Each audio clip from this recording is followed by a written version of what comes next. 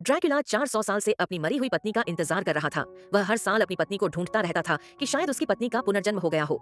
लेकिन धीरे धीरे बहुत समय बीत गया और ड्रैकुला बूढ़ा होने लगा। इसलिए उसने सभी औरतों को काटना शुरू कर दिया ताकि वह अपनी पत्नी को ढूंढ सके।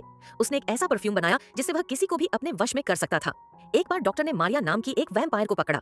उसे समझ नहीं आ रहा था कि आखिर हो क्या रहा है, इसलिए वह उसे एक फादर के पास ले जाता है। फादर मारिया को देखते ही समझ गए थे कि वह एक वैम्पायर है, तो फादर सबको बताते हैं कि ड्रैकुला ने उसे काट कर वैम्पायर बना दिया। अब वह मारिया से पूछते हैं कि तुम्हें किसने काटा, जिस पर मारिया बताती है कि वह अपनी पत्नी को ढूंढ रहा है। जल्द ही मैं भी तुम लोगों से आजाद हो जाऊंगी क्योंकि मुझे उसकी पत्नी मिल गई है। अब उसकी बात सुनकर फादर उस लड़की को ढूंढने लगता है।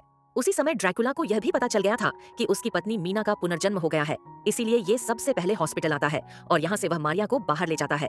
जैसे ही मारिया बाहर आती है, वह मीना से मिलती है, जिसे इस जन्म के बारे में कुछ भी याद नहीं था। वह उसके साथ एक छोटी सी पार्टी में आती है। यहाँ ड्रैकुला पहले से ही उसका इंतजार कर रहा था। मारिया उसे ड्रैकुला से मिलवाती है। जैसे ही वह उससे मिलती है, मीना को अपनी पुरानी यादें याद आ जाती हैं। उसे थोड़ा अजीब लगता है और मीना अपने घर वापस आ जाती है। जैसे ही वह अंदर आती है, यहाँ ये फादर से मिलती है, जो बताते हैं कि जिससे तुम मिल रही हो वह एक ड्रैकुला है, जो लोगों को कंट्रोल करता है और उन्हें वैम्पायर बना देता है। मीना उनकी बात सुनकर हैरान रह जाती है।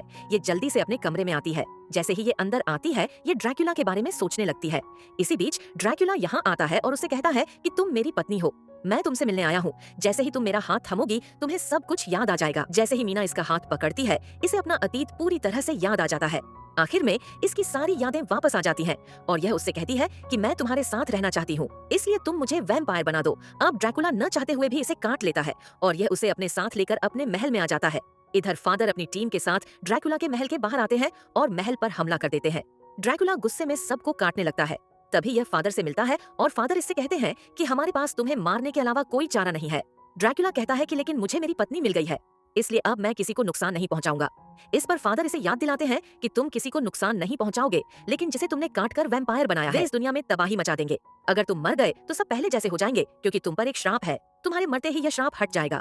तुम्हें अगले जन्म में भी तुम्हारी पत्नी मिलेगी, लेकिन एक बार यह दुनिया खत्म हो गई तो वह वापस नहीं आ पाएगी। जैसे ही ड्रैकुला यह सुनता है तो वह फादर के सामने सिर झुका देता है। तभी फादर इसे मार देते हैं। मीना यह देखकर बहुत रोती है। तभी ड्रैकुला का शरीर राख की तरह उड़ जाता है। अब जो लोग वैम्पायर बन गए थे, वे पहले की तरह नॉर्मल हो जाते हैं।